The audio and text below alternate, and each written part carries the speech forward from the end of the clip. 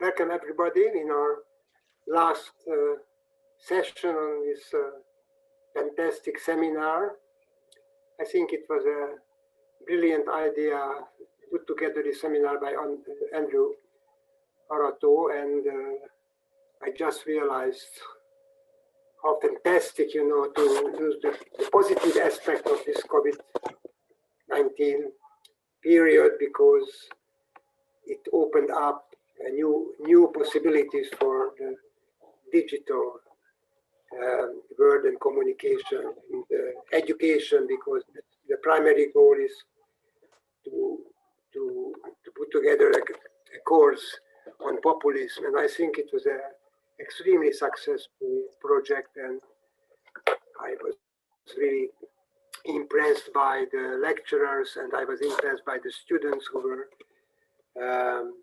commented and raised questions, very significant comments. So welcome everybody. This closing event is we planned as work as a roundtable, and we invited 3 colleagues of ours who would join and share their ideas about populism. And after the 3 presentations, we will continue with open discussions, and we are again waiting for the active participation of the participants, the students, and anybody who is in this roundtable. So that's a closing event, and I think it is very interesting, because now that you will see, let's say, possibly different positions in one roundtable. Okay, I will start the introduction. Let's start with Ágnes Kövér.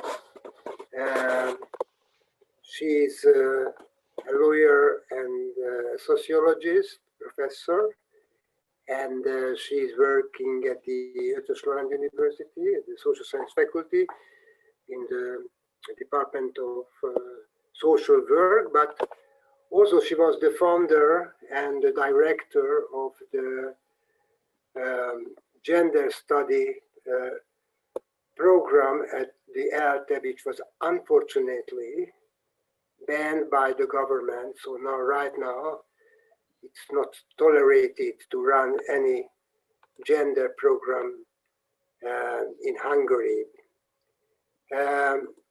She also very active in non-profit organizations and NGOs which are focusing on human rights issues. So Ágnes Kövér is an extremely prominent sociologist and lawyer, and you already heard some of her questions and comments in the previous lectures, because she was participating very actively in our seminar. The other Hungarian participant is Unger, who is a political scientist by her education. She got her degree in political science, and her main research, and she is working at the same faculty in the international relations and political science part of the social science faculty. Her main research interests are democracy, the theory and method, with a special focus on direct democracy, political election, American politics, and she's also dealing with the challenges and limits of competitive elections and safeguards of democracy in the federal political system. So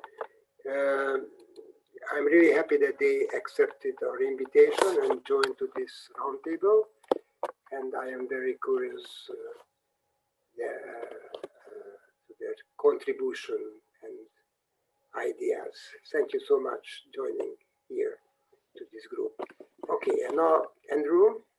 Yeah, it's. I'd like to affirm what Antal has said about this course, which is not only very exciting in terms of its content, but it's actually an experiment that has worked. In other words, to bring together a New York institution and a Budapest institution and draw on all our friends in lots of different parts of the world to discuss the problems of contemporary authoritarianism and populism relationship to it. So this has been a great experiment. And I have to say that my friend Carlos de la Torre, who is going to be the one of the three speakers, has played, for me at least, a big role in introducing the topic way before Trump, way before even Orban and Kaczynski. He has zeroed in on this theme, which was a historically important one in Latin America, but it has also become a contemporary challenge. And he has introduced me as a dissertation student when he was doing a dissertation on Ecuadorian populism specifically.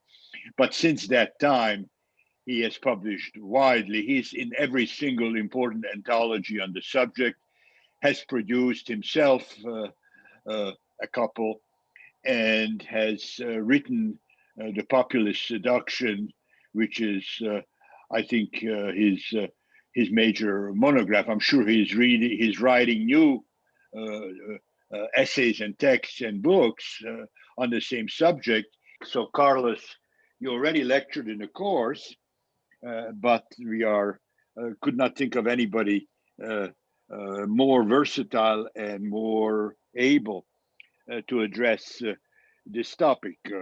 We are able to combine today Hungarian and Latin American issues, which is also a big plus. We were supposed to have Jean Cohen, who would focus primarily on the United States, but unfortunately for family reasons, she's not able to join us. If there is a need, but I'm sure there won't be, I can substitute for her. We have written a joint book, which is now with the press. So if there's a need to say something about United States comparatively, and Carlos can do that just as well as me, or better, but I can try to do it as well. So that's the group. So let's start. The question that there are many questions that could be addressed to the panel, but the question that we came up with so far is, given the almost undisputable proliferation of authoritarian political forms all over the world, and it is all over the world literally, from Latin America to Asia to Europe to North America too, given that, is the category of populism, the problem of populism, a major key, or perhaps the most important key to look at, to understand and reconstruct the new authoritarianism. So the relationship of the new authoritarianism and populism is the challenge that the panel will face. And in whichever order we have decided. Ágnes, Carlos, and Anna. This is right. So I prepared with a little presentation to give answer to the question of this panel. So this is the question here, and I was a very, very unruly person because I have reformulated the question. And I had my reasons why I did that. The original question was that is the concept of populism the key to understanding today's new forms of authoritarianism? And what I did is the next, is the concept of populism, the key to understanding today's crisis, of which one form is declining democracy and rising authoritarianism. So I put this emphasis somewhere else. I put the emphasis on the crisis, and I considered populism and even authoritarianism as a symptom of the crisis of democracy under the auspice of neoliberal capitalism. And my answer is partly yes, but basically no, because I think I would like to open up this discussion and move a little bit beyond authoritarianism and observe a little bit the reasons why populism and the populist and authoritarian populism came into the picture. And I would like to show a little bit the process which could explain and understand these phenomena. So I'd like to speak about a little bit, of course I don't have very long time, the reasons, political reasons and economic reasons as well.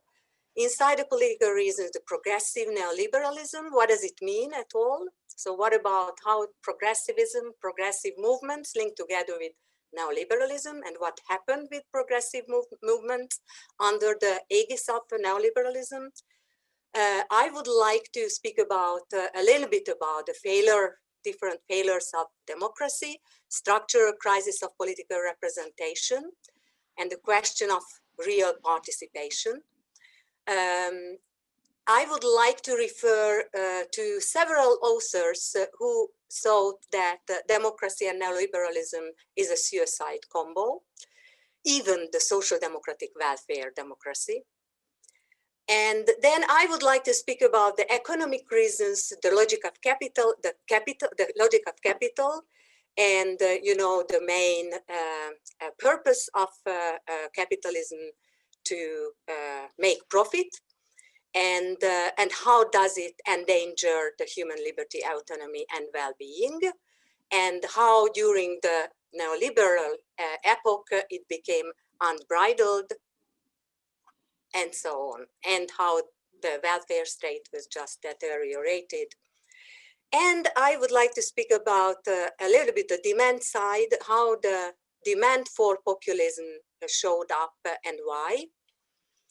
Maybe not the authoritarian, maybe it was no demand for authoritarianism, just populism. And I would like to put this into the context of word theory system. I know it's a 2 hours lecture, but I try to really speed up. And at the end, I would like to speak a little bit about the outcomes, or the outcomes, or maybe the way out. That's the much better expression for this. So where to go? Because the original title of this roundtable is Alternatives to Populism. So I kept an eye on this title too, and I wanted to somehow show something about these alternatives, or where to go. So very quickly, why progressive neoliberalism is important? Because somehow, as we experience, this is one of the reasons why the whole populist idea and the demand or desire for populism emerged on the one hand. On the other hand, and why, on the other hand, why those people who represented this idea and wanted to play the role of the strong populist leader found their followers in great number. And one of the answer is how the progressive movements and progressivity, this kind of emancipation and progressive movements like feminism, anti-racism, anti-discrimination, empowerment movement, and so on and so on. So how this movement became entangled with and allied with neoliberal establishment, and actually became part of the status quo and somehow lost its capacity to transform and somehow transform the social structure of the societies, and also this kind of revolutionary potential was lost as well. There are a lot of, maybe the leading theorists are feminists, but not just feminist theorists speak about that. Nancy Fraser wrote several times about this process, what happened in the American society or on global level as well. Angela McRobbie wrote about the Western European and the British society. So she detected the same thing. And actually somehow, if we refer to the European Union, we can see a kind of very similar, this kind of gender mainstreaming process. I mean, somehow the whole feminist idea became part of the establishment in a, maybe in the context of European Union on a better way, because these movements and these thoughts got real chance.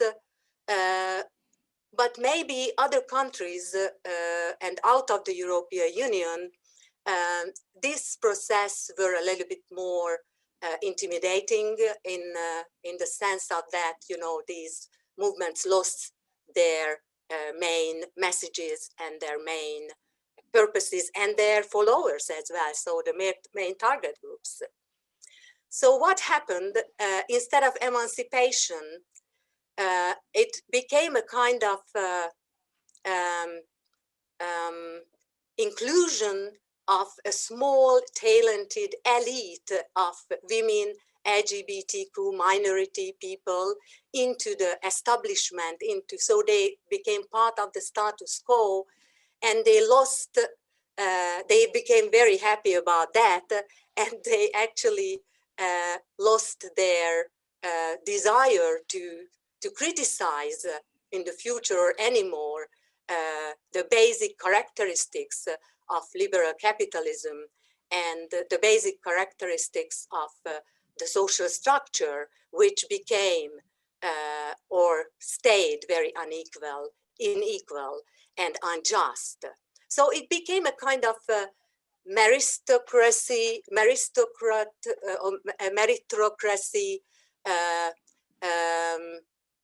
based status quo, something instead of equality. So it not, I mean, actually they gave up somehow those basic expectations or fights for equality. And as far as I remember, once I was speaking about some weeks ago, I questioned whether how the emancipation process could be wrong-headed. It hit me then, and then I just recognized it could be wrong-headed, but not on the way how it is interpreted by conservatives and the representative, I mean, you know, and the populist thought. But on this way, it is wrong-headed because actually these kind of movements, the progressive movements, were just co-opted by neoliberalism, and it lost its energy and lost its original purposes.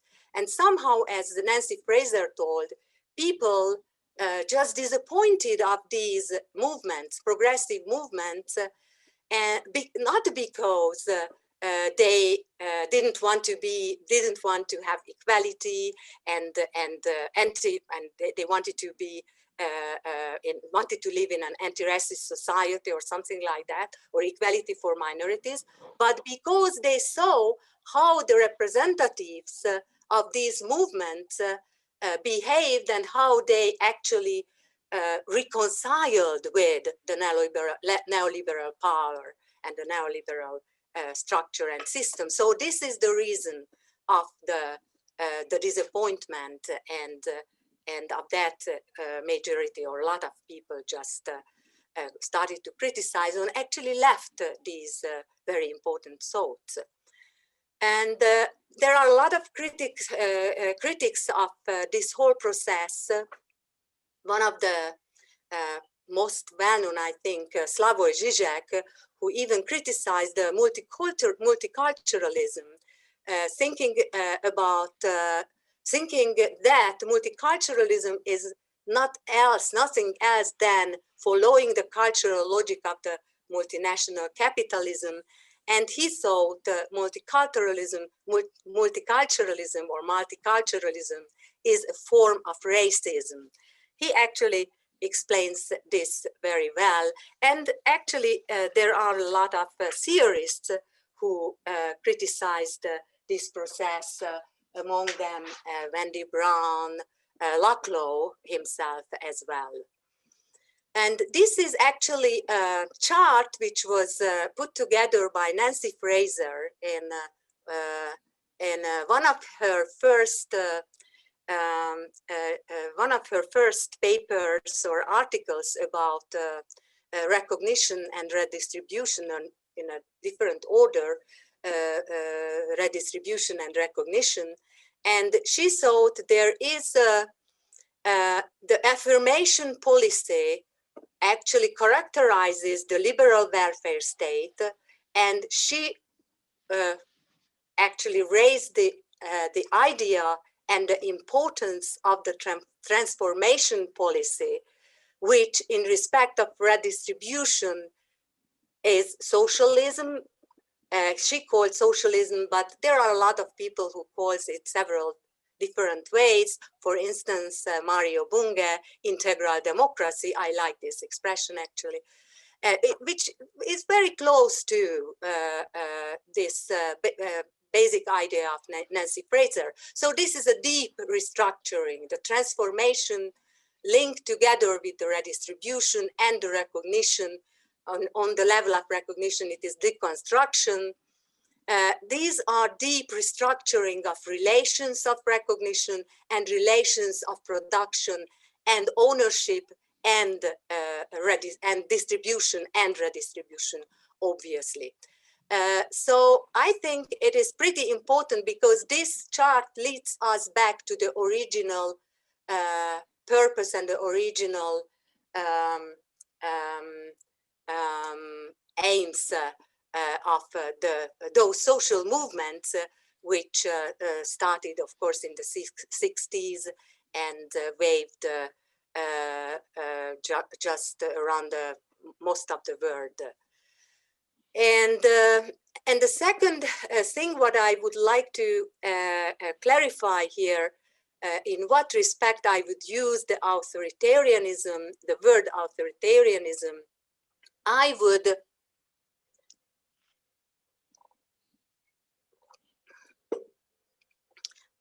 emphasize this kind of homogenizing effect of maybe populist authoritarianism, but authoritarianism without populism.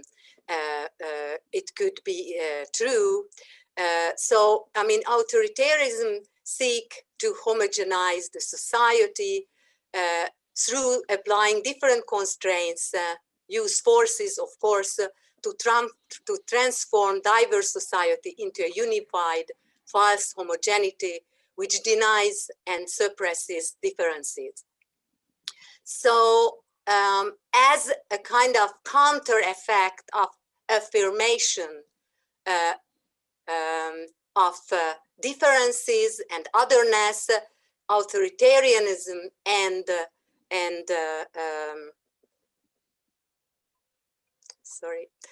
populism just try to make this kind of work of homogenizing the society.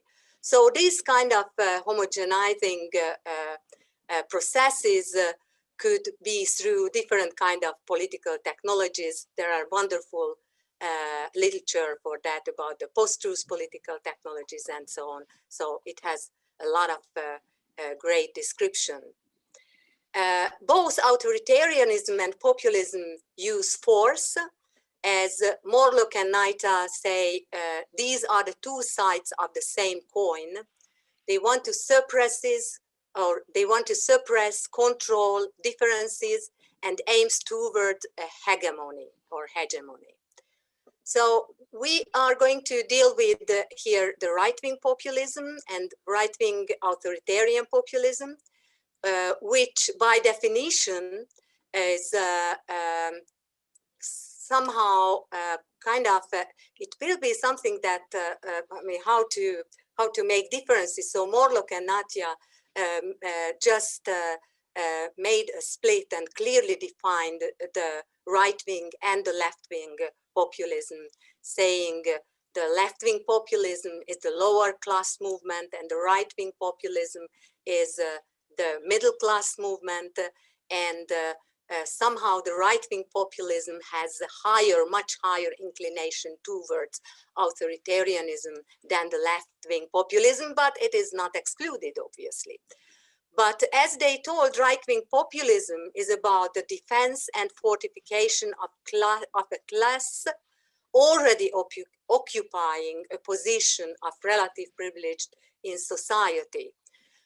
It means the middle class, obviously, they have a relative privilege inside the society, and they would like to defend this privilege, and they would like to fortify this position in the expense of the marginalized part of the society. Actually, right-wing populism built on somehow the refusal, somehow, yeah, it was here, revolt the people against elite and underclass and scapegoat subpopulation. So somehow the marginalized, the right-wing populism is very much against the marginalized people. And some things, I would like to say some things about the democracy, somehow the deficiencies of democracy, and how democracy and capitalism link together. As some of the theorists told, this combo is pretty suicide, because and they don't compatible, because capitalism is not able to keep up or maintain the the basic conditions of democracy, especially not on long run. And of course, there are some critics against liberal democracies itself, which are told not real democracies, because these democracies mostly are plutocracies, so led by plutocrats, so people who have the money to really participate and run for offices and so on and so on. So ordinary people have no real opportunity to run for office and to participate into this competition. So they think this is not even the best democracy is not a real democracy, and we should really find the way for making real substantial democracy. And for instance, exactly Bunge was who listed 6 features of the capitalist suicide. I listed them here, which all actually undermines democracy. So the environmental degradation, the huge surpluses, which actually result deficiencies in distribution of goods, a rise of disaster industry and disaster capitalism, waning of certain property rights, chronic unemployment, and waging on neocolonial and resource war. So all these elements in certain ways just undermines the human being and citizens' capacity to be real active member of democracy. though the conditions and the frames of democracy is not really worked out for real participation. There are some attempts, of course, deliberative democracy, and of course the representative democracy itself is a way how democracy works now, but it is not real participation. It doesn't provide real participation for citizens. On this way, he makes difference. He differs between weak formal democracies and strong substantial democracies, and he thinks strong substantial democracies. That is the way, the only way how we can renew and reinvent democracy to set up or to make a real substantial democracy. And he thinks, and some of them, some of the others. Theorists think that even welfare social democracy is, undermined and highly endangered by liberal capitalism, especially neoliberalism. Though market income inequality can be reduced by the redistributive state, and statistical data prove this, but welfare state only mitigates the negative consequences of the unavoidable traits of capitalism, such as sharp class inequality, unemployment, militancy, and the destruction of nature. And of course, this is the left side. This is the critic from left side. But from right side, the critic is very pragmatic, saying welfare capitalism and welfare state costs a lot of money, so it has negative consequences in respect of the taxes. It raises the population's resentment about so-called free riders of the welfare system, and the welfare dependent or poor who really depend on the system. And time to time, these kind of accusations lead to elections where right-wing parties come into power, and the retrenchment of the welfare state comes as a consequence. So, and also Nancy Fraser criticism come about the welfare capitalism and the welfare social liberal state, saying social democrats complicit with the neoliberalism and became demoralized by neoliberalism. So this is a good question, whether we know welfare neoliberalism. I don't think so. So neoliberalism somehow always resulted in the strong and the basic reduction of the welfare system. And somehow neoliberal capitalism shows not empathy with people. Of course, capitalism needs consumers, need buyers. So that was the main reason of the whole Keynesian idea.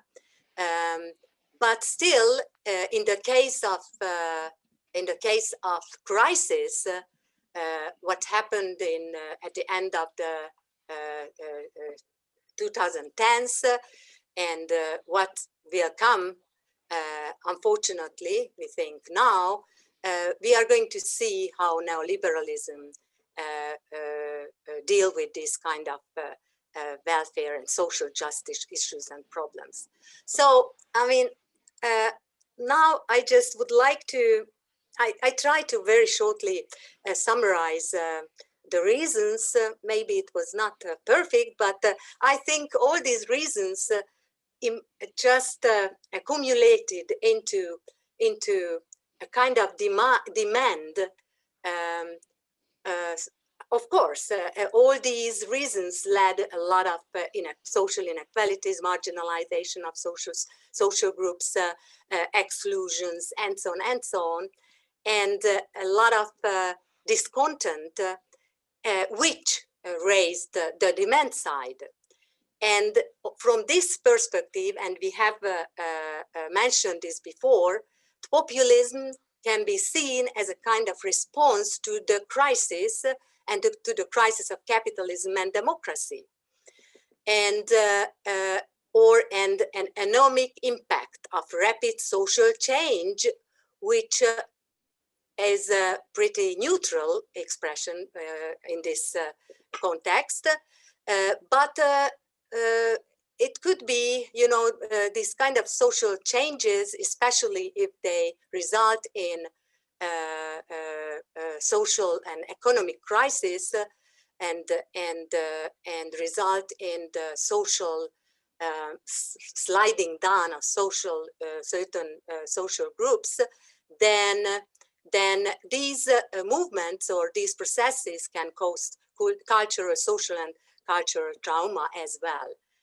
And this kind of trauma, as Tomka explicated, linked together with the demand side, demand for populism, demand for a leader who can lead out the nation and that social group of that crisis of the poverty or the contingency or the instability and so on and so on.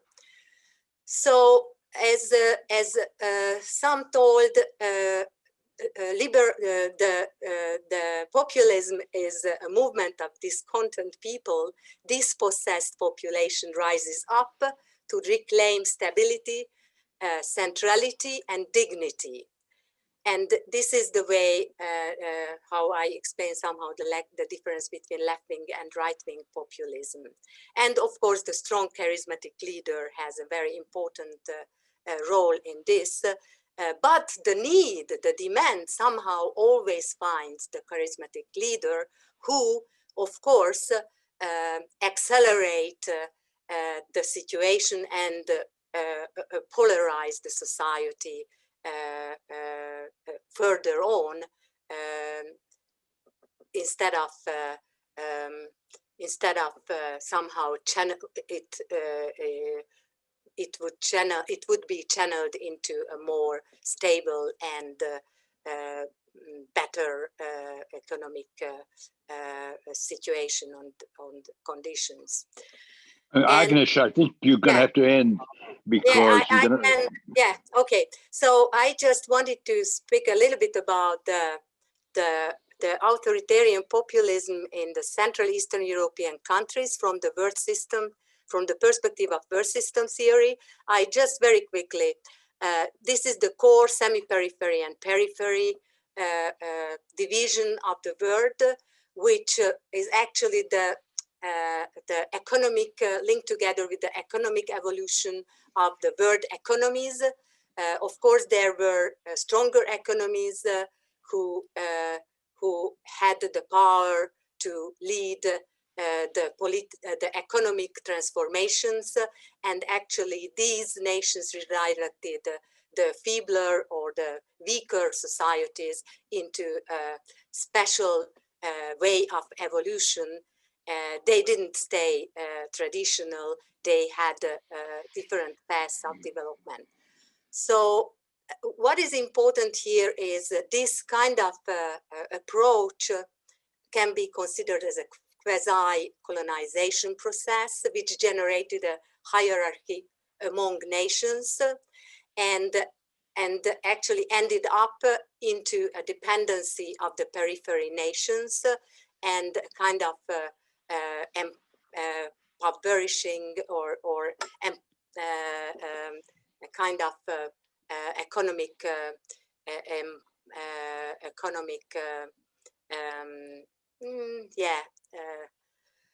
sliding down of the periphery and semi-periphery nations. And this could be an explanation for instance, the Hungarian populist authoritarianism, because this could be seen as from macro level, you know, these countries after the political transition wanted to somehow catch up with the core countries the well-developed countries, and they introduced a kind of discourse about the so-called catching up discourse and a kind of counter-reaction, a kind of self-love discourse.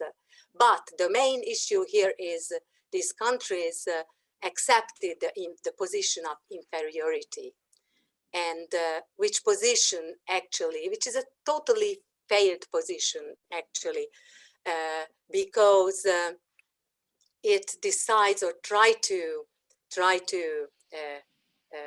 somehow characterize the development of a nation with or by the inner essential characters and capacities of that nation.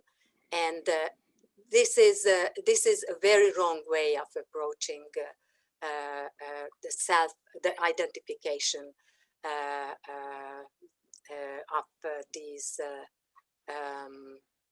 of these Eastern European countries. And of course, it put them into a kind of competition among them. So Hungary, as a semi-peripheral country, compete with other nations who Hungary considers to be on periphery. And so this is a kind of, playing with subordination and finding a more superior space, place or position. But on the other hand, Central and Eastern European countries somehow see themselves as inferior, as a second level kind of nation.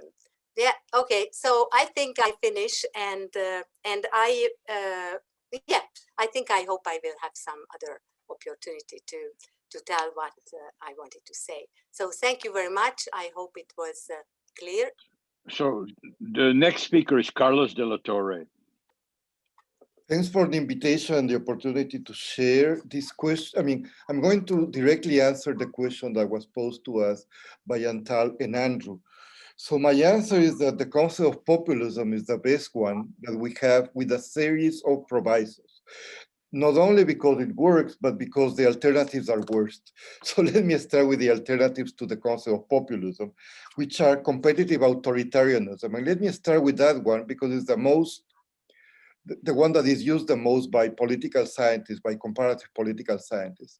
And what I find very good about the concept of competitive authoritarianism is that politically it situates populism when it becomes a government and later on a regime in the authoritarian side. It's not a diminished form of democracy, it's a form of authoritarianism, and that politically is very useful when you are trying to resist an authoritarian populist movement. That's why I use in some of my writings on Rafael Correa's Ecuador, the concept of competitive authoritarianism. But I don't like the concept of competitive authoritarianism because it homogenizes different types of so-called competitive authoritarian regimes.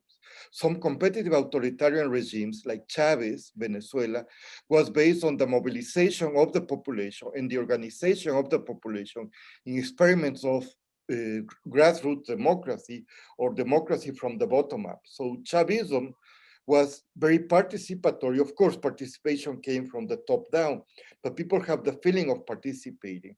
And that is equated with other so-called competitive authoritarian governments like Alberto Fujimori in Peru, which was not based on the participation of citizens beyond elections.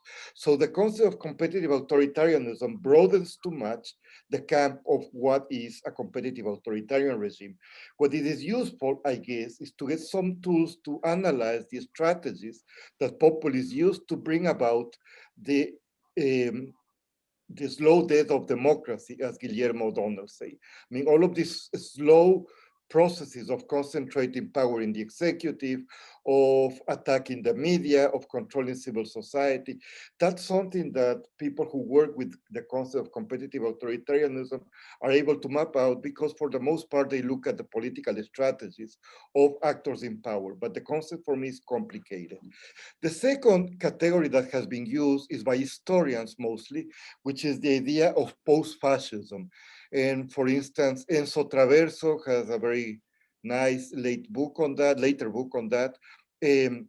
So what the concept of post-fascism allow us to do is to show the fascist origins of some populist movements, some right-wing populist movements. And I think that's politically important.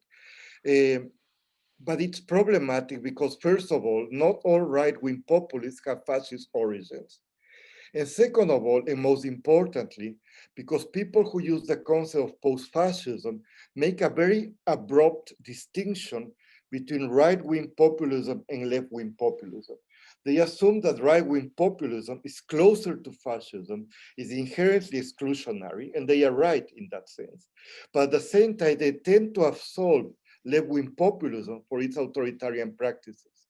So quite often, people who use the word post-fascism will assume that left-wing populism is the alternative to right-wing populism. It's not only them, but that has been something that is very important now with some European authors, but also in the United States and Latin America, the followers of Laclau, like Chantal Mouffe, who makes an artificial distinction between right-wing and left-wing populism without acknowledging how the logic of populism has led to authoritarian practices, not only in right-wing experiences, but also in the most progressive, so-called progressive variants of left-wing populism, like Chavez Venezuela. And I'm not talking about Maduro, who's no longer a populist, he's a dictator, but I'm talking about Chávez's Venezuela and or Rafael Correa's Ecuador.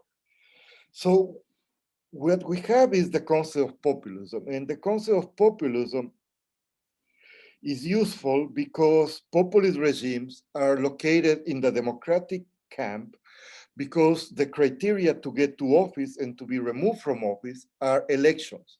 So as long as elections take place, they continue to be in the democratic camp. But of course, it's complicated, and the people who use competitive authoritarianism will tell me, we have to look at the quality of those elections.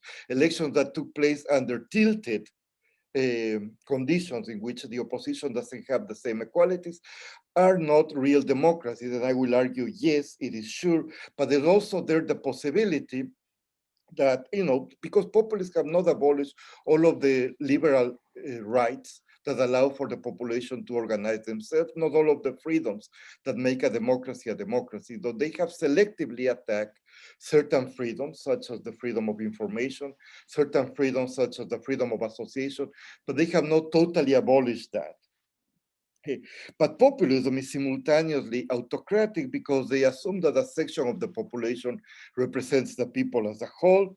They transform rivals into political enemies and construct a leader into the embodiment of the people. So under what conditions can the concept of populism allow us to understand contemporary forms of authoritarianism? First of all, or is a good category for comparative analysis.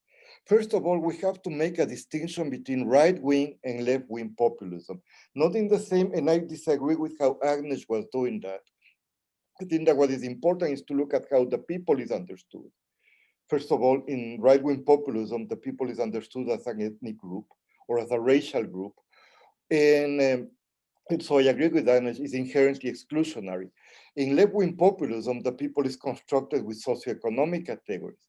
But at the same time that you have these two different constructions of the people, populism share a logic, and the best theory of populism that we have is Laclau's. So there is this logic of constructing politics as an antagonistic struggle between the people and the elites. So in that sense, both share the same logic, although the construction of the people is different. Another thing that we have to distinguish is politicians that occasionally will use populist languages, populist tropes, from full-blown populists. I mean, full-blown populists, we have in mind Chavez, Trump, and others like that, who want to attack the existing institutions to ideally empower the people or give power to the people. That's very different from politicians who occasionally will use a populist discourse. And finally, we need to make a distinction, and that's something that I have not had clear throughout my intellectual career. I'm recognizing it more and more now. You have to make a big distinction between inclusion and democratization. I'm thinking about Latin American populisms that have been inclusionary. They have expanded the franchise, the number of electors. Sometimes they have redistributed the income and wealth in very dramatic forms. They have also empowered socioeconomically and culturally those who are excluded, but inclusion is not the same as democratization. So without the respect for basic liberal freedoms, you will not have the institutional spaces for social movements, citizens, and other actors to self-organize themselves to the further democratization of society. So even though populism could be inclusionary, it has not been democratizing. Sorry if I talked too fast, but I wanted to leave some time for our conversation and discussion. Thank you. Thanks very much. Anna, you were the next. Wow, thank you, and thanks for having me here. And if you do not mind, I will continue somewhere Carlos has finished, because I have to make a disclaimer. First of all, I'm a political scientist from the fields of comparative politics, and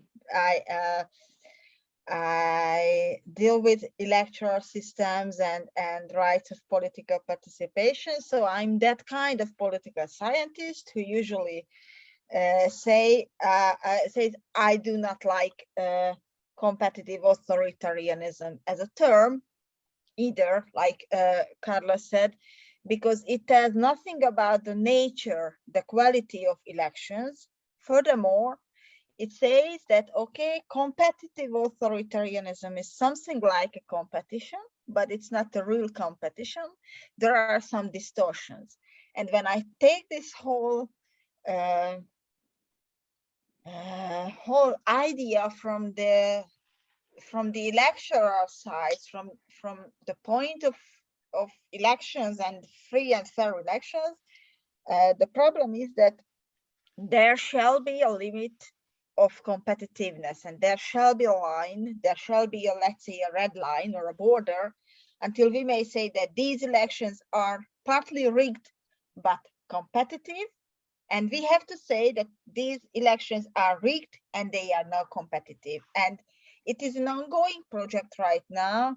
If you see the recent research programs, for instance, Pipa Norris, who promoted and started a big, let's say, worldwide project about the electoral integrity. This is the focus. This is the key issue of her research. That okay, what we know about the dignity, the fairness of elections. So when it comes to mainstream and fashionable idea of competitive authoritarianism, I'm not a friend of it.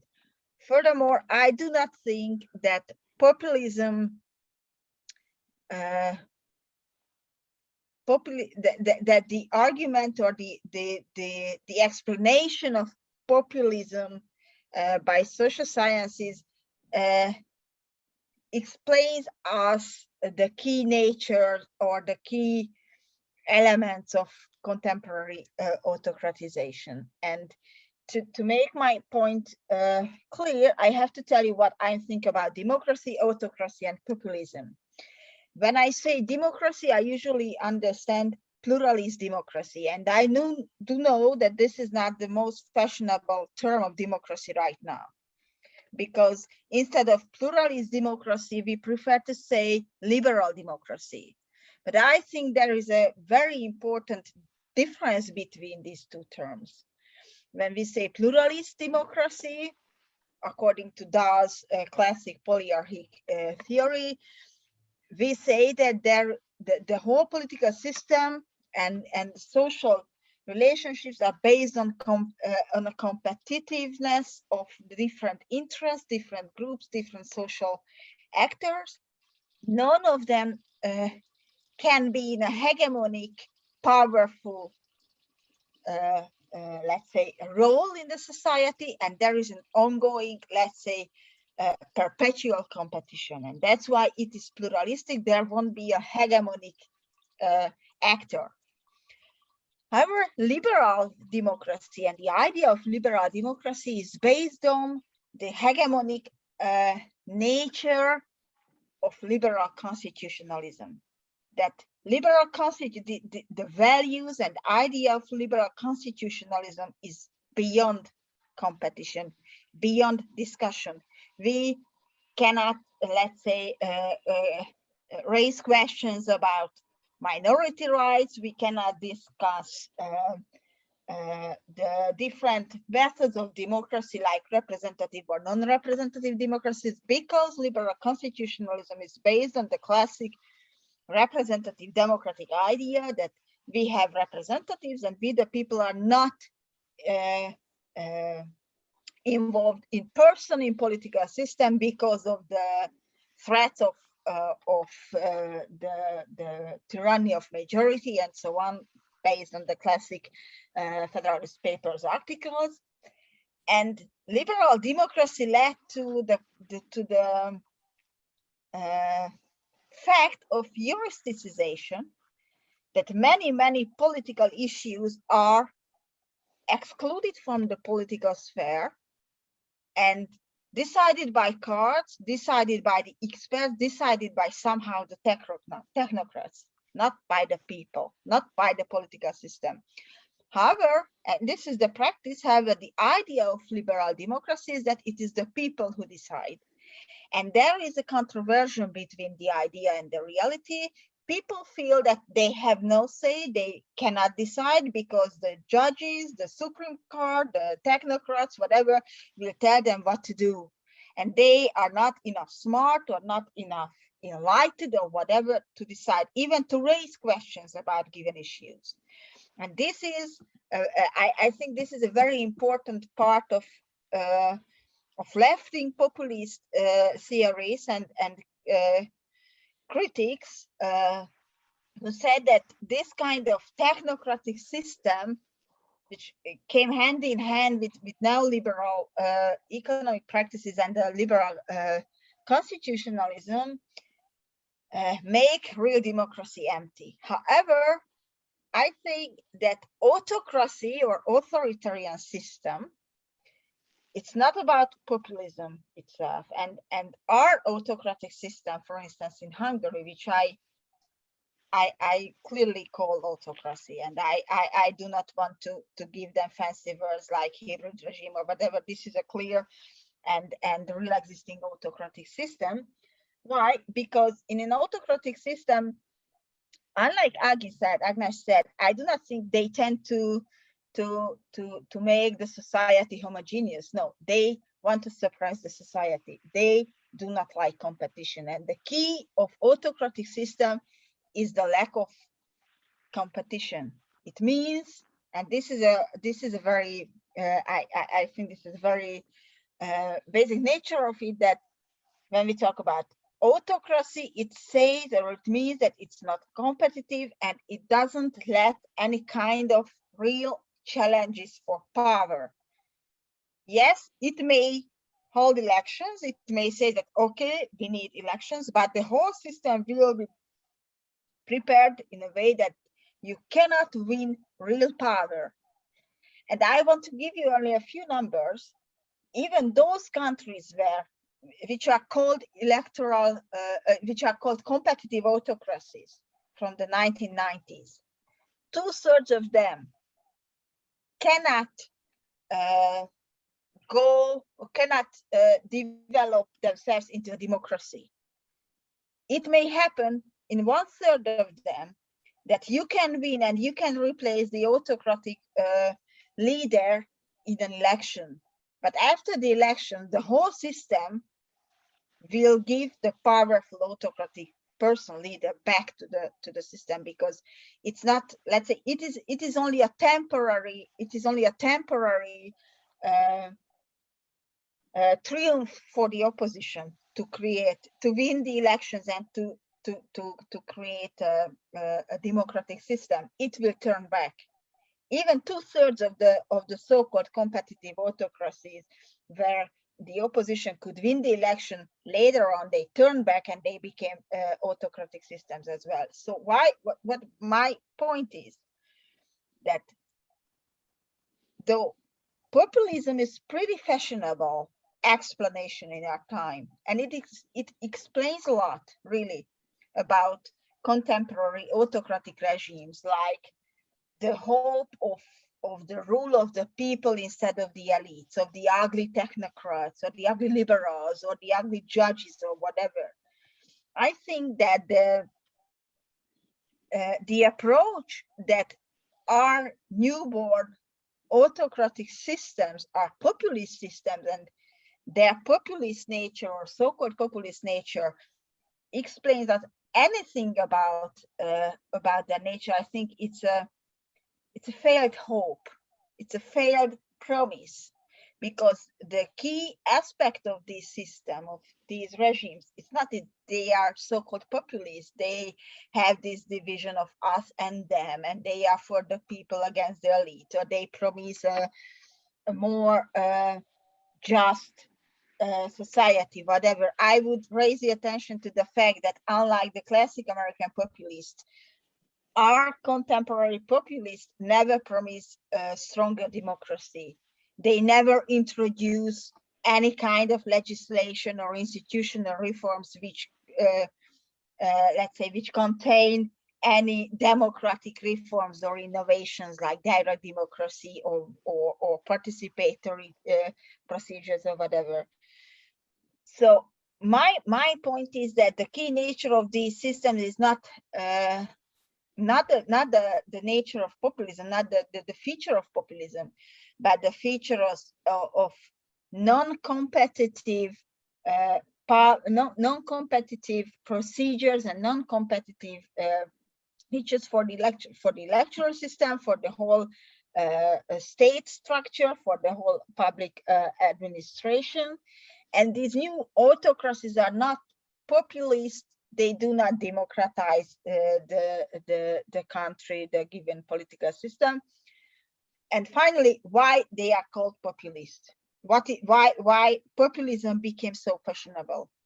I think the reason is that the mainstream of political science or social science accepted and treated liberal democracy as self-evident, that modern democracies are liberal democracies, not pluralist democracies, because in pluralist democracy we see a constant fight for power, a constant competition among different groups. And competition is conflict, and conflict is about challenges, and this is what I would say liberals do not like too much. And for them, the key nature of this new authoritarian system was that they look like populists, though they are not populist. However, they created a system just like in Hungary, the electoral autocracy. It looks like a liberal democracy. It has the so-called independent institutions like the Constitutional Court, like the Electoral Committee, like the Ombudsman and whatever. However, we all know that this is per definition and part of the state and the state party.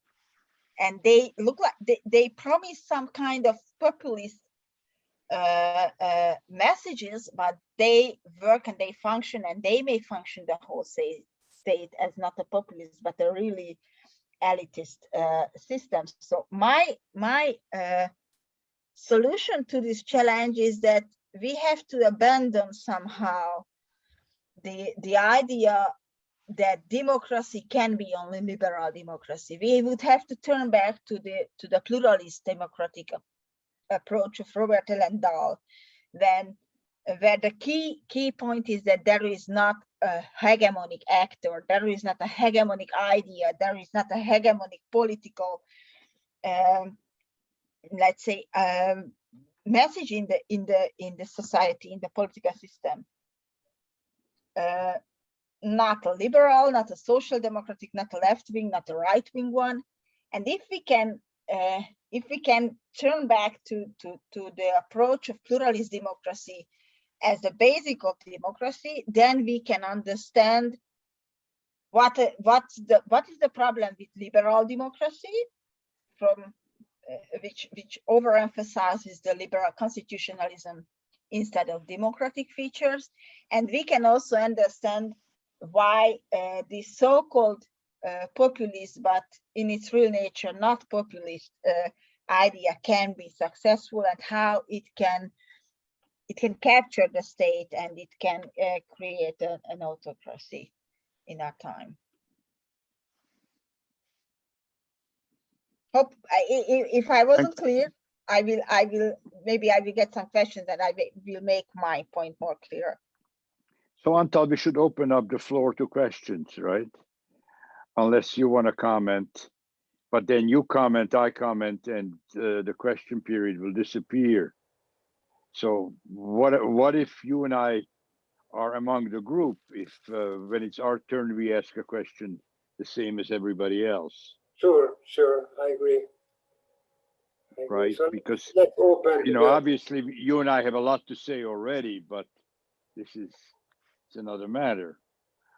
And I'd be interested, because we had two talks which basically answered the question negatively or half negatively, and that means that we left with two puzzles of why so many things appear to be populist, and then the other puzzle is, if populism is not the source of this new authoritarianism, then what is it?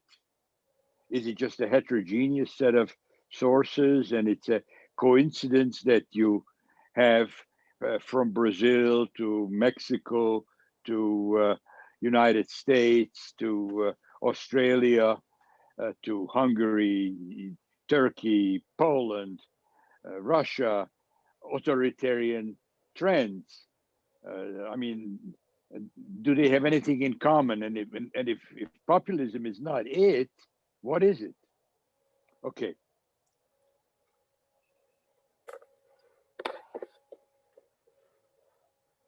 So who wants to start of the audience? I don't see everybody simultaneously. So, but if you raise your little mechanical hand.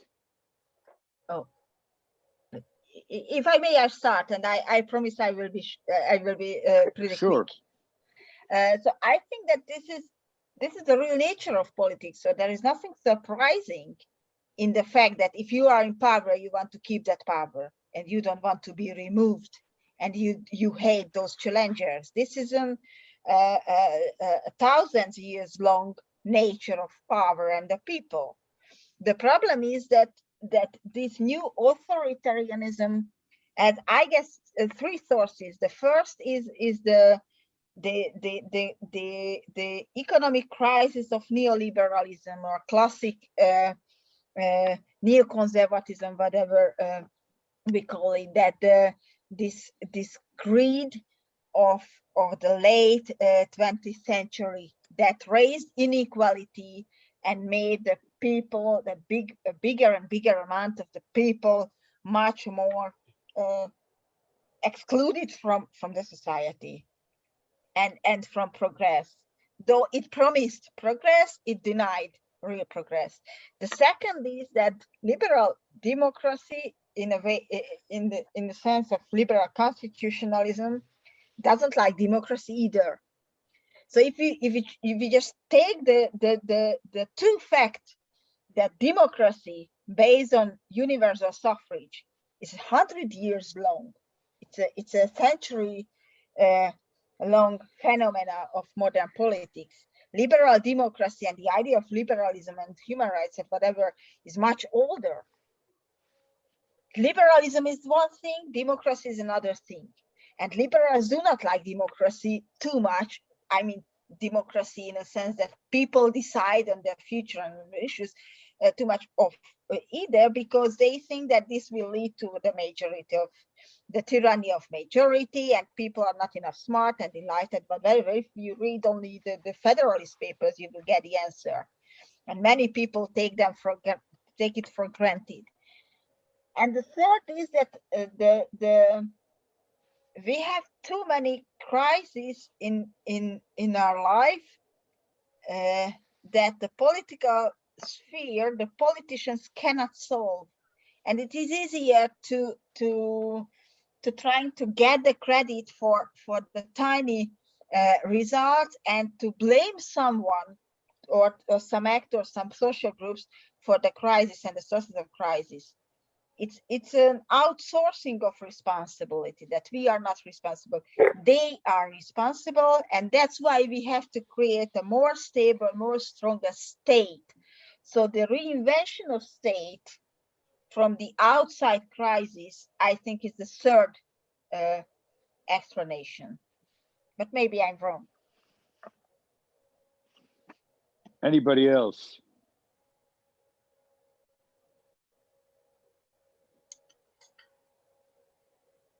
Carlos has his hand raised up, so I think he wants to. Yeah. Well, let me react to some of what Anna was saying. And I think that for clarification, it's important to make a distinction between populist movements when they try to get to power. That's when they show their democratic promises. Another thing is to analyze populism in power. So they are able to be there and try to do whatever they can within political systems that sometimes constrain them. We saw how in the United States, Trump was constrained not only by political institutions, but by social movements and by citizens who voted him out of power. And then when populists are able to use all of their when they are able to implement their agenda of reform that usually includes, or for the most part includes, constitutional change, they can become regimes. So if you make that distinction, I think that populism can be a more useful term to understand the road of the road of hybridization of democratic regimes, and therefore how they end up turning authoritarian. And another thing that I wanted to point out, Anna, is I disagree with your view of the two strands theory of democracy, which is, Chantal Mouffe, for instance, has been espousing that for a long time. I think that without fundamental liberal freedoms and without fundamental rights, you cannot have the further democratization of society. So I don't think that you have to make this distinction between liberal democracy and democracy. I mean, you have a democracy or you don't have a democracy. And finally, you are right, in Europe, populists have not experimented with participatory democracy, but in Latin America, they have. I mean, Chavismo was a source of experimentation in participatory democracy, but in conditions in which most of the times the parameters were set from above. And when people were able to participate, most of the script was already written. Of course, they used those openings of the political system to choose for their own goals. And a final question that for me is very interesting is, why did the concept of populism become fashionable among political scientists? Because for the most part, and they continue to say that it's vague, that it doesn't allow for comparative analysis, that it's very difficult to define because what is not populism and what is populism. And I think that the reason of the success of populism is the way in which Casmude decided to consider it as a particular way of understanding politics, and how that was systematized as a tool for empirical research by Kirk Hawkins, who then will decide what are the populist and non-populist discourses, and will be able to use a statistical analysis, and will give a semblance of of sophisticated positivist analysis to the analysis of populism. I disagree with Moody's view of populism. I think it's very restrictive. But people tend to use now those simple one-phrase definitions of populism, and that has brought the acceptance of populism, the concept of populism, to the mainstream political science camp. Thank you. Ágnes would like to comment. Thank you. I try to answer. There was one word that did not come up with in respect of authoritarianism or populism, which is conservatism. So I think the recent populisms and authoritarianisms intertwined with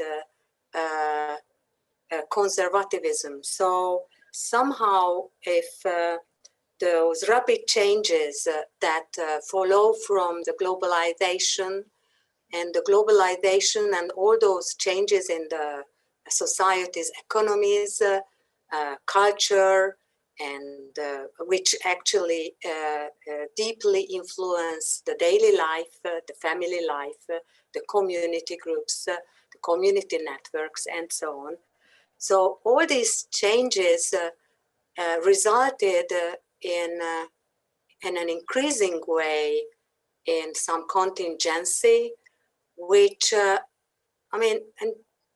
I think these contingencies and feeling of uncertainty and instability, sometimes or most of the cases, people inclined to fall back on, to refer back to past experience, try to find some anchor in history, in religion, in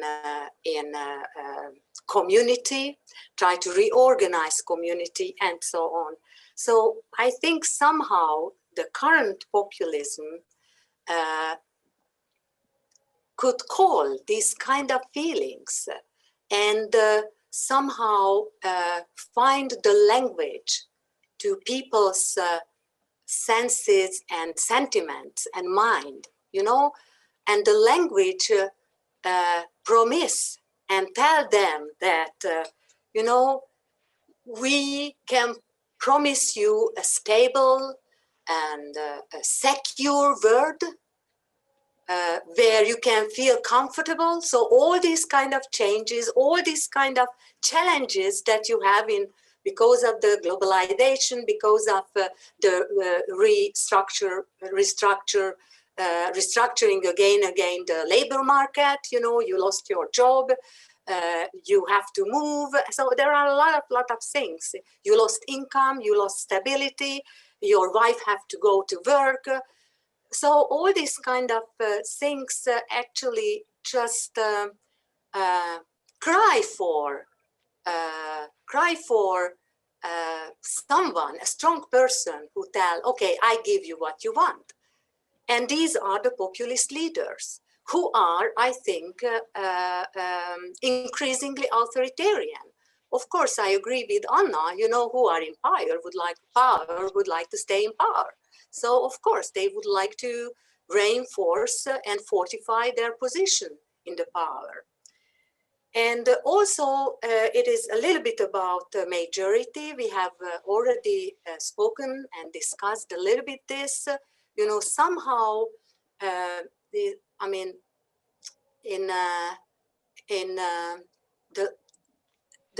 liberal democracy, the discourses of liberal democracy was pretty much inclusive with minority rights, of course, and minority claims and minority discourses. So, majority of people could say, okay, so who represent us? Where are our voice? So, there are this minority, that minority, LGBTQ groups, there are, ethnic minorities or different kind of subgroups in the society who have voice, but who represent us? So somehow this kind of reclaim of that privileged position which belonged to the white middle class majority of most of the European society or the American society. So they would like to get back this privileged position because they have this fear. This is a kind of moral panic, when a group in a society have the fear, even though it is not a real fear, it could be just a theoretical fear, have the fear to lose their position. They slide down and they lose their privileges. So this is what certain sociologists call moral panic, which is a good so-called kind of vulnerability And these kind of vulnerabilities are highly sensed and understood by the leaders, the populist leaders, who just tell what people would like to listen and hear. Thank you. Oh no, that's your turn. Your hand is up. Yeah, just a very short comment, because actually I do not think that we can generalize each and every country and political phenomena in the world, and I do not think that it's a good word or it's a good approach if we call everything populism, or we try to compare those things that are uncomparable. And I just want to show you why this understanding of populism can be pretty empty or vague. Matteo Salvini and Viktor Orban both called like populists. They do not call themselves as populists. They are labeled as populists. And this was the big trick of Kasmude, who in his very first and famous article, The Populist Zeitgeist, actually analyzed far-right extremist parties and called them populists. This was, for me, ununderstandable why. They are extremist far-right nationalist parties, not populist parties. But if you take Salvini and Orban, they are called populists, though some of their political techniques and tactics and tools are the same. But if you compare what they are saying and what is their actually policy proposals, what are their policy proposals, let's say regarding migration to Europe, they cannot agree in any given points. They have totally different techniques. They have totally different policy solution proposals, and they handle the whole issue of migration totally differently.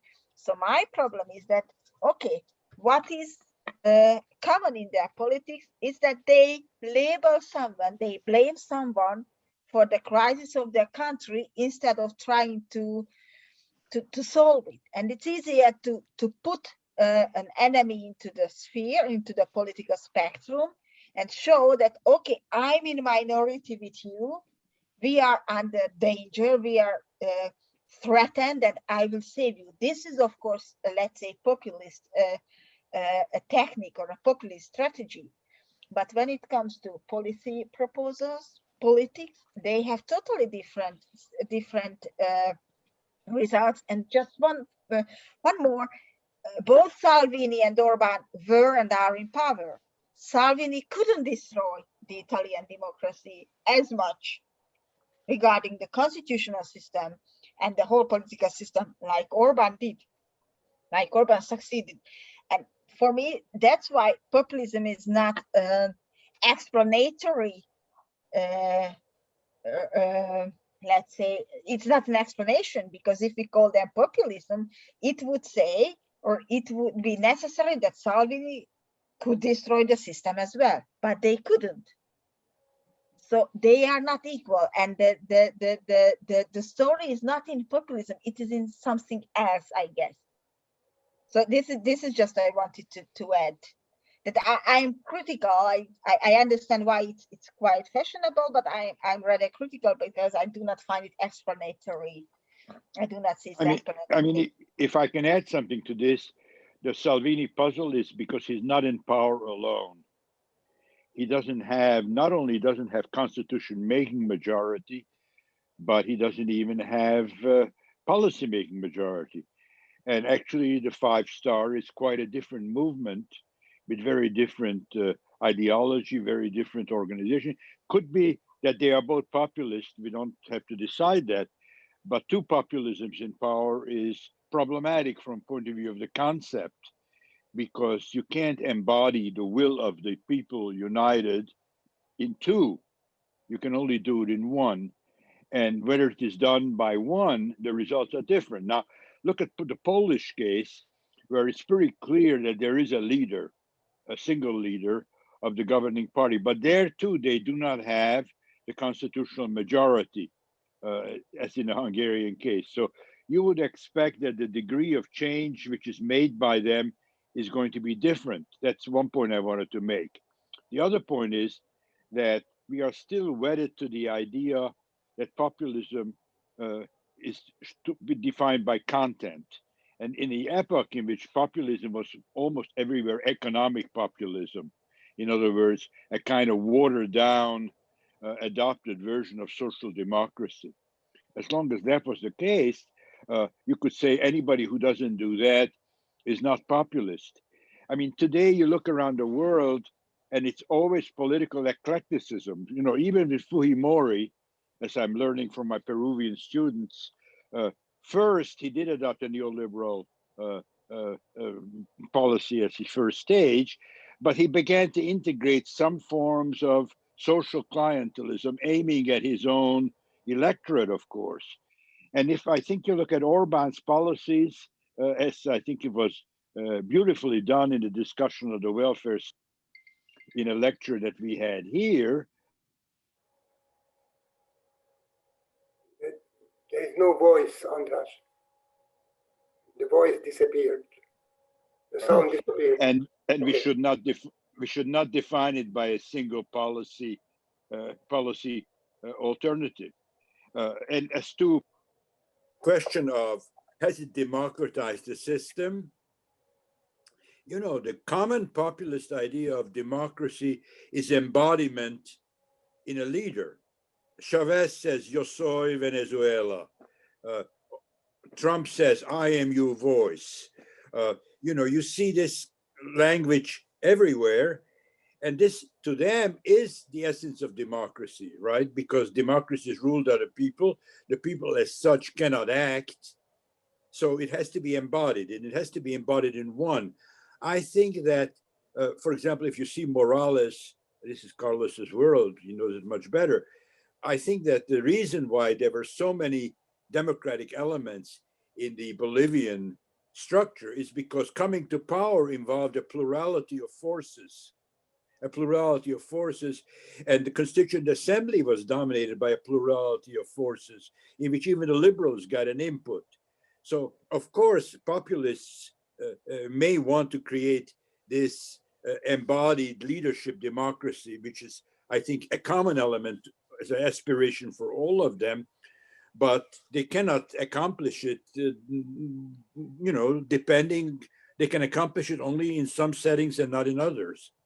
So I would say that this is, I mean, these are the one confusion that certainly has to be cleared up is Carlos did between a movement and a government, or a movement and a government and a regime. But another confusion is to think that even in government, that they can do whatever they want. I mean, look at even the history of state socialism. The state socialist countries are different than one another in terms of on the policy level. Hungary in 1950 is not the same as Poland in 1950. And neither is the same as the Ukraine, right? So, I mean, that there should be variety is not the issue, but whether we can find some kind of definitional center, which is common. And I think people like Carlos and many others now, because the group of people writing about this is enormous, have shown that there is a central group of categories. I think we're all converging to that same center. Carlos mentioned them today: part, whole, leadership, very strong friend-enemy concept, a very strong idea of policy, of politics. Those countries that converge toward that, I think, have an authoritarian tendency just by that feature. To what extent that is realized is another matter. But I think what we have to know is that the reason why it is realized so often is because of the addition of something that traditional authoritarianism didn't have, namely a kind of democratic legitimacy, which is really the justificatory scheme for producing systems in which the definition that many of us here give can be applied. In this one respect, Federico Finkelstein is right. Perón was a fascist by inclination, but he creates a kind of populism because fascism was not possible after the end of the Second World War. And I think the same applies to state socialism. Okay. That's a little too long, but abusing the position of the chair. You know, is there a single new authoritarianism? And I'm not talking about China, which is not a new authoritarianism, right? Can you point to a single new one which has not in one or another used populist discourse? Remember, some people define it as a discourse. So is that ever really absent? That's the question. I mean, a lot of my Russian friends say Putin is not a populist. And I hear now Anna saying Orban is not a populist. Well, yes, I mean, if you create a full and complete model of populism, then they're not. And some people only think oppositional populism is real. But in fact, we know they come to power. What then? Then Saul becomes Paul, and it's no longer a populist. That can't be, right? And you'll see the rhetoric, the discourse in all these settings as maintaining significant elements of the same. And for me, a very interesting question there is, what after populism? Because, I mean, we have seen historically that in Latin America, for the most part, until the 1970s, the reaction to populism was a military coup. And you have the same thing in Thailand. And then, you know, the other transformation of populism has been authoritarianism. And perhaps that's what happened in Cuba between 59 and 61 with the United States sponsor invasion of Cuba. Fidel was moved towards the hands of the Communist Party and the in the Soviet Union. So one form of post-populism has been dictatorship. Another has been serial populism, one populist coming after another, like in Italy or Peru. And finally, one that we have not seen very successfully is what Biden is trying to do in the United States, which is to transform political enemies into rivals and to have a series of economic policies and social policies that will hopefully fragment the populist alliance that brought Trump to power.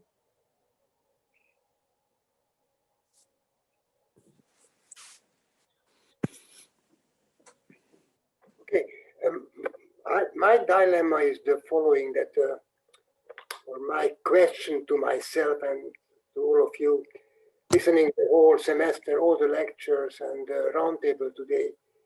So it seems to me that we are struggling to find a definition. What is populism? Which is, I think it's normal, because if you want to understand societies, or we want to compare societies, of course we want to name the different regimes and systems and societies, and maybe we can, based on the names and the content, we can categorize them, that what are the similarities between and the differences and so far. But here, in the case of the term populism, it's not clear to me that when do we speak about populism as a kind of system level phenomena, or an ideology, or a political strategy, or a communication.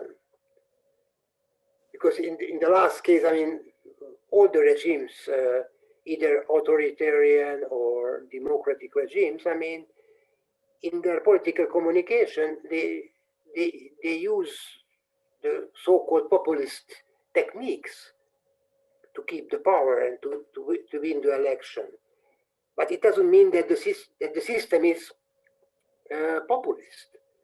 So somehow I think we have to separate the levels, and then to combine the different dimensions, like the system level, ideological levels, political strategy, and communication, political communication. Then we can find combination of these four. Sometimes, let's say, it's a strategy and maybe a communication, but it doesn't mean that there's an ideology of a populist regime, or not a systematic element of the regimes, how they are working. So I would like to hear your opinion, how we can define what the meaning of populism, or is it what I said, it's acceptable that there are different approaches and different dimensions which are not necessarily have to be connected to each other, but depending on, because I fully agree what Anna said, that we cannot generalize anything because we cannot compare all the countries and find full similarities between the countries. Even we separate, let's say, the social democratic systems or authoritarian systems. But as Carlos said, both the left and the right, in an analytical approach, we can find populist elements, how they are existing. So I'm in trouble in this kind of definition. If I may, how I will answer your question is, first of all, I think that Ernesto Laclau, in his latest work, he has a very good approach to that. I mean, populism cannot be conferred in terms of its social base, the type of policies that they use, but it's a political logic, a way of constructing the political. So if you go into that idea of Laclau, of course, he has a normative theory of populism as a democratizing element, especially in Europe, not only in European, but in all societies. But if you take this idea that it's a logic of constructing politics or the political, then you can see that it has a few elements in common, or populist experiences, 3 or 4. This idea of fighting against enemies, the pars pro toto approach, and this idea of leadership as embodiment, and perhaps another one or not. And with that, you construct, you know, an ideal type of what populism is. Because the other alternative is that you reduce populism to, I mean, for positive social scientists, it's very important to define populism in relationship to what is not. They are very uneasy with gradations. So, I mean, Mude, for instance, talks about a type of political ideology. Kurt Weyland talks about as a strategy, etc., etc. I think it's much more complex because in reality, what you have are gradations of populism. That's what I was saying, that not all, I mean, some politicians might use populism occasionally, but there are a few, and the literature can always agree that there are a few that are full-blown populists, and so I hope that helped. You know, it also is a question of how much identity you're going to find at which level. Because when the thing is in the form of a movement, then first of all, one characteristic is the critique of the existing elite and the political system that established. That can be an almost universal characteristic of populist movements. The leadership aspect is not universal, but it is close to universal, right? On some level, they almost always generate a popular leader. Once a populism enters into government, and I'm following a distinction that has been made by Enyedi and his co-author, of course, being in government, you're together with others who are also in government. So the ability of producing what you would produce if you could is limited. And you are structured by your partners or the constitutional system or the strength of the courts, which in some settings they can change, and in other settings much more difficult. Not to speak of the geopolitical problems which exist for a European like Salvini, which does not exist for Bolsonaro in the same way, right? So there you have a lot of, now that, so one would expect on a governmental level to find more heterogeneity. My puzzle is that if they are able to actually create a populist regime, which is a stable one over a long period of time, will that still be populist in anything but an older rhetoric to which they hang on to? Or will it actually preserve more features. And I think that probably if you reach the point where a government can no longer lose elections, that's Adam Jaworski's way of speaking about it, I think that it may be a good idea to say populism is the secret of how it came to be in power, but it is not in a relevant sense populist, except perhaps in the language. I'm sure that if you analyze Orban's language, you'll find a lot of populist features. Yeah. Right. And that's probably even true for Putin. But I think Orban can lose an election. I say this to the Hungarian colleagues who are here because they're going to get a chance to try this out. I think he can lose the election. If he wins it, 50% of the blame will be on the shoulders of the opposition that was not able in this setting with a lot of problems, including the COVID outcome in Hungary. They cannot beat him, then the burden is in part on them. But whether Putin can lose an election when he even puts Navalny's lawyer in jail, not just Navalny himself, but his lawyer was arrested today, and so on, then I think it's, in that case, it could be just mere rhetoric, right? That he will still use that language. But I think that even in Putin's case, how he came to power and what our home Russia represented to begin with is an important intermediary variable. Anna has her hand. Anna, yes. Anna. Yes, and so sorry, I didn't hide. There is something with the stream here. So for me, the idea of a regime as a populist is hardly understandable, because for me, maybe I'm too institutionalist, or I don't know, but the key is whether there is a competition, a real competition for power. It is something like a democracy or not.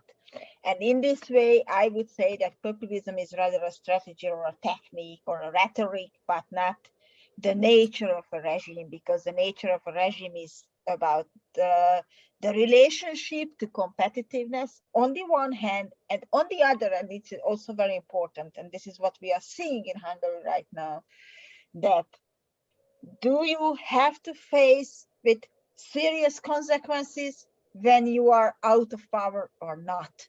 And in a democracy, there are no threats if you have to leave the power. You will definitely survive. And this is a big, when I teach democracy, I usually tell students that this is a very, let's say, merit of democracy, that if you are in power, you can be sure that you will survive, and there will be no repression, no negative consequences. You lost the election and that's all. Maybe you have to go to court, like the French presidents when they are out of office for campaign finance, let's say irregularities, or you have to go to court and to trials like Trump, but you don't have to flee, like for instance the Ukrainian former president had to. And this is one.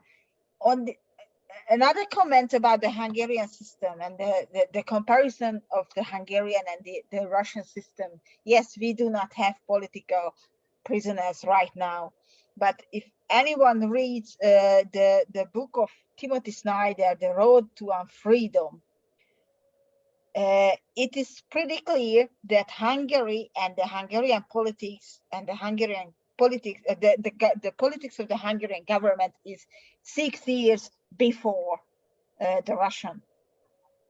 So what happened in 2012 in Russia, it happened 2018 in Hungary, and we are 6 years after the Russian politics. And I have no good hopes. For instance, yes, the opposition may win, but the question is not that the Hungarian opposition can win the election or not. The question is that if they can they will be able to govern or not. And anyone can ask the mayor of Budapest, who is almost unable to govern its city. He has popular support. He is the official popular I mean, a sovereign leader of Budapest. But the whole constitutional system and the whole legal system is organized in a way that he has no real power. And what's going on in Hungary right now is the outsourcing of state sources, economic sources, IQ sources, whatever. Right now, they organize the universities, the state universities into private Stiftungen in German. Oh my God. Foundations. And it's really interesting that this is the same what Bolsonaro wants to do in Brazil at the same time. So I do not think that the only the elections and the question whether the opposition can win the election or not will define the real nature of the power and this regime. The real nature of this regime will be clear when they have to when they have to leave the office. And I am not sure if they would, that they will leave peacefully without any kind of repression or any kind of threats, because of my, let's say, because of my readings and my because I'm pessimistic. Okay, let's finish here. But I do not think that the elections in themselves will matter in this case. It's not about the elections, unfortunately, in Hungary. Maybe it's about the elections in Italy or in Netherlands or wherever they have a, let's say, stable, partly pluralistic liberal democracy. This is not the case in Hungary. And we cannot, in this way, we cannot compare, we cannot say that the Hungarian government and the Hungarian system is clearly comparable with any real existing democracy in the world. But Anna, may I ask back one question? Because earlier you mentioned, and I liked what you said, that an authoritarian regime has a nature that even they lose an election, what can happen? The issue is that for a long term, the probability that they will get back again is terribly high. Mm-hmm. Yes. And this is the case of Orban. I mean, he can lose the election in 2012, but I agree that that's one question is that the Hungarian opposition, how they could govern the country, everything was emptied before the election and was moving. I mean, it was hidden, in private or untouchable organizations. But maybe it's more general that you said earlier that actually if there's an authoritarian regime, it's very difficult or hopeless to eliminate it and turn back to a democratic, a real pluralistic democratic regime. So what is your answer? It's a general problem, or it's a Hungarian problem that what they are doing is very tricky? I think it's a general problem, but the bad part of my answer, and I know that sociologists won't like my answer because it's not based on worldwide and deep surveys, but I think that political culture and the traditions matter a lot. And the question of security, of everyday social, not social security in a welfare security, but in a general security, and the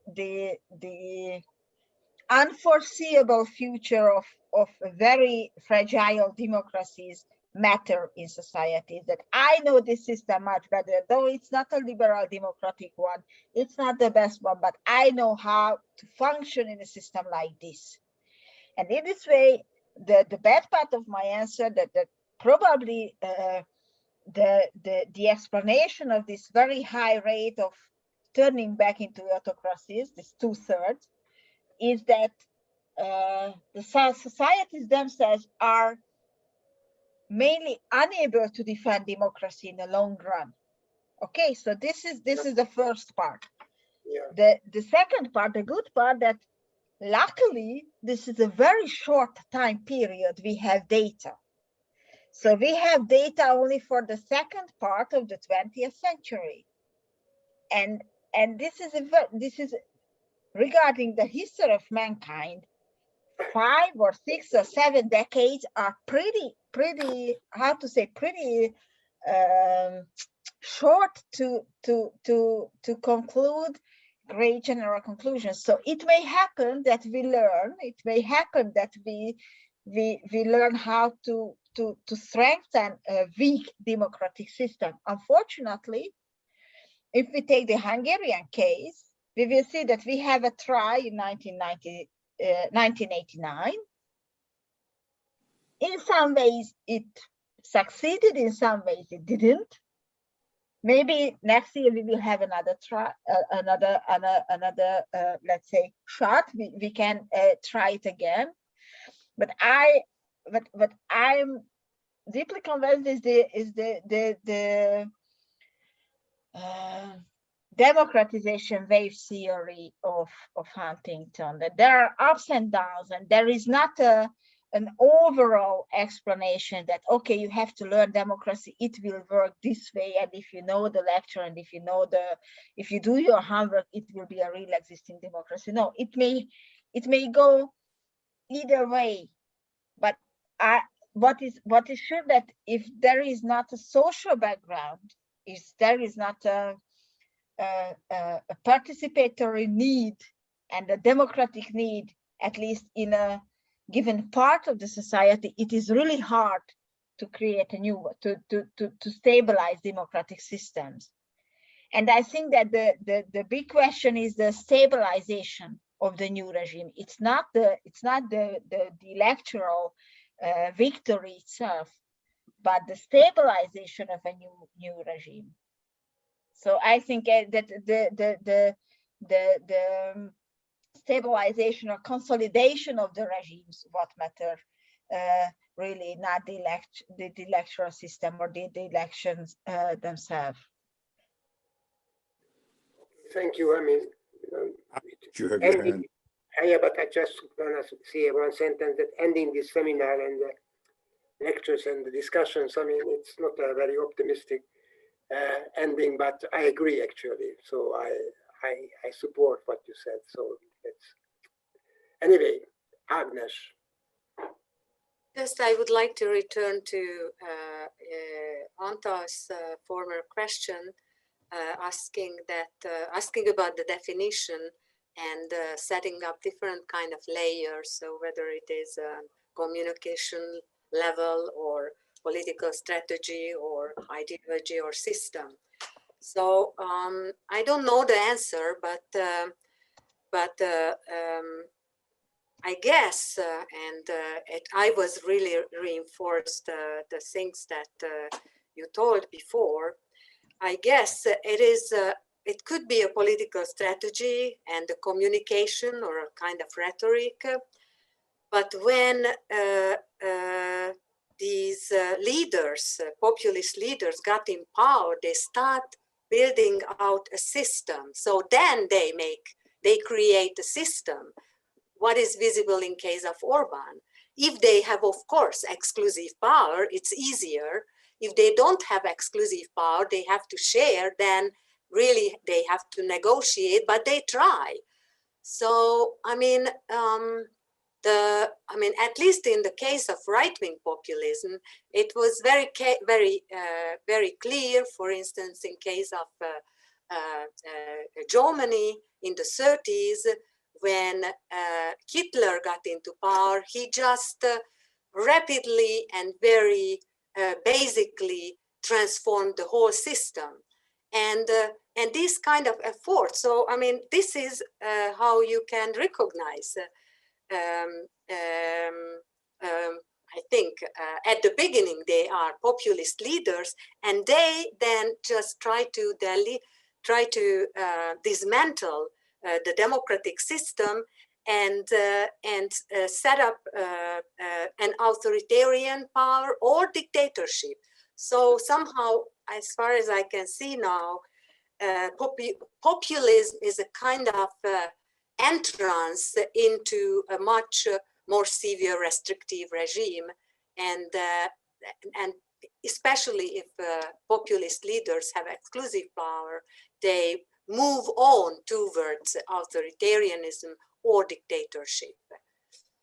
Yeah, actually, it's connected with what Carlos said, that we have to distinguish between the movement status of a political fight and when they are getting into power. I mean, these are two completely different situations, and then maybe the role of populism also play very different role in the political mechanism.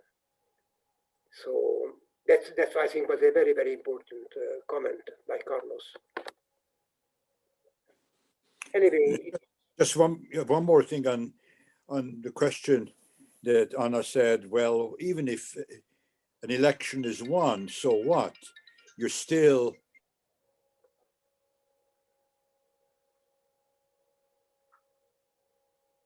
there's no sound.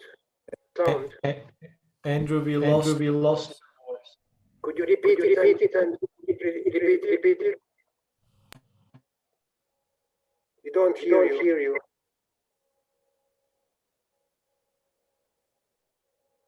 or 5-4 in favor of the ex-president.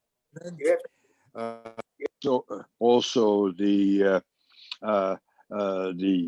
Senate, which is 50-50 basically, and only on some issues can a majority decide. So in fact, in theory, it's extremely difficult for Biden to not to screw things up in such a way that then, in that case, Trump comes back. As you said, Orban could come back after losing an election. But I think everything depends on what they do. Everything depends on what they do.